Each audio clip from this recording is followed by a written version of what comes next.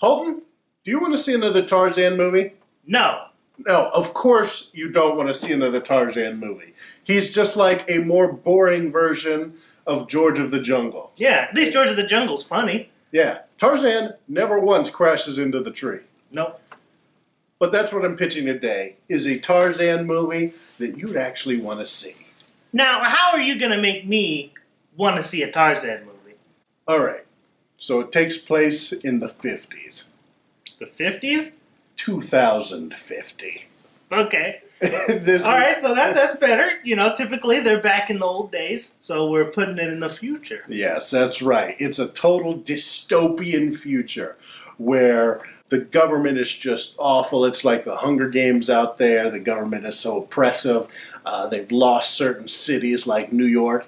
Is just, it was destroyed and turned into a jungle by a failed eco-terrorism plan. So, like, failed eco-terrorists did something, and now it's a jungle. And now it's just a big jungle with giant trees and everything. Giant trees, vines everywhere, freaking, like, man-eating plants and plant-eating men. There's just drug lords all over the place because there's no more law in New York City because it's just a jungle. It's the actual jungle, not the concrete jungle, because there's concrete there, too. But it's been uprooted. Mostly jungle, yeah. So that's where this Tarzan movie takes place. So when we start our story, New York City is this no man's land jungle.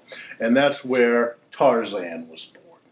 He was born there, raised by apes and the drug lords in the jungle who run the place. And so he knows it like the back of his hand. But it's been 30 years since he set foot in that jungle. Because he's a grizzled old Tarzan who's been, away from the jungle for 30 years, off doing all kinds of other things, having all kinds of adventures. It's all behind him now, but he's got to return to the jungle. But it's been 30 years since he stepped foot in this jungle. That's because the last 30 years he's been locked up in New Guantanamo Bay. New Guantanamo Bay? New Guantanamo Bay. That's where they hold, like, the worst of the worst. The worst of the worst. The most dangerous men in the world. Exactly. He was a suspected terrorist, and the government just took him up, locked him up in New Guantanamo. So that's where he's been for the last 30 years. But another man who was born in the jungle by the name of George assassinates the president. Okay. And then disappears back into the jungle. They try and send like SEAL Team 7, SEAL Team 8 to go in there. Each of them are getting killed by the man-eating plants and the drug lords and apes and stuff like that. So they turn to the only person that they have that they can turn to, Tarzan. So they bring him out of Guantanamo Bay. He's got the Hannibal Lecter mask. And yeah. He's strapped up to a gurney. Everything like that. And they're like, we need you to go in that jungle. We'll exchange this for your freedom. You go back into that jungle, and you bring us back George's head. So Tarzan agrees, goes off into the jungle. And this is where we have our movie. So Tarzan, that's where the whole movie goes from. Tarzan, he's just tearing through the drug lords, interrogating them, the apes. He's fighting off the vines and stuff like that until he gets to George. And it's revealed that, him and George, they know each other. They're maybe even brothers. They were raised together by the apes in the jungle. So there's a bit of an emotional connection for Tarzan and George here. And at that point, he finds him. He's like, hey, they sent me in to get you. You went too far, brother. I'm sorry.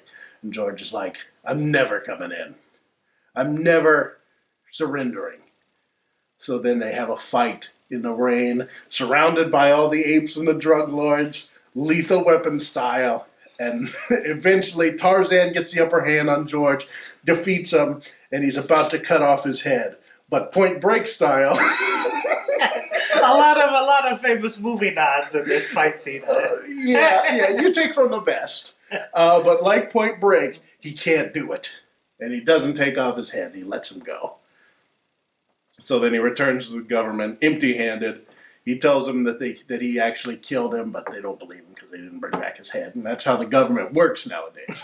We need a head. They're like, we need a head to confirm the kill. You didn't even get a finger or an ear or anything like that. Yeah. So he's just like, sorry. Just puts out his hands and and goes back to Guantanamo Bay. Okay. Now, typically in a Tarzan movie, it's always, he's always got Jane in the movie. Is there going to be a Jane, or is it going to be like, new agey Jane, like an artificial intelligence or something like that? I mean, he doesn't really have time for that in this movie. Maybe in the sequel, you can go for some sort of love story or something like that. But this one, he's just straight about business. He's just all about killing drug lords, beating back apes, and finding George. Okay. Now, who would star in this movie? You didn't mention who was going to be in it. I forgot to mention the cast, which is a shame and a mistake because we have a great cast. For Tarzan, I'm casting someone who can play, depressed, gritty, like a crazy old man, cool, somebody who's maybe a little down on their luck, racist. Okay, I see where this is going. Mel Gibson. That's right. Mel Gibson, this is going to be his comeback movie. We're going to have him play Tarzan. We're going to have him grow back that awesome Lethal Weapon mullet so that he can play Tarzan and he can come fight the bad guy, who will be played by one of the greatest villainous actors of all time, Willem Dafoe. That's who's going to be playing him. He's going to be just straight up evil Tarzan, crazy Tarzan. He's going to have the mullet too. He's going to be kind of like a old man, strong looking Tarzan. That's who's going to be the bad guy in this movie. Okay, all right, solid cast. Solid cast. President will be like just nobody. You get the guy from like the High Life commercials. He's dead. Oh. Yeah, for the president, he doesn't need to be anybody special. He can just be like the ShamWow guy or something.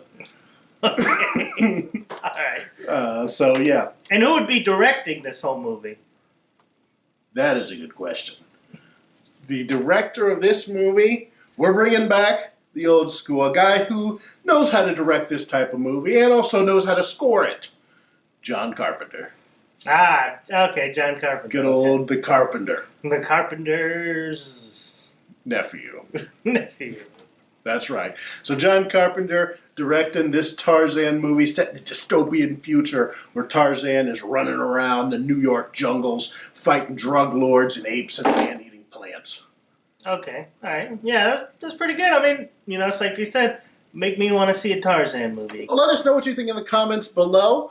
Let us know if you like this movie pitch, or let us know what you'd like to see us pitch next. We want to hear from our viewers, and make sure you like and subscribe, and check out some of our other videos. I've been Jackson. This has been Holden. Have a good day.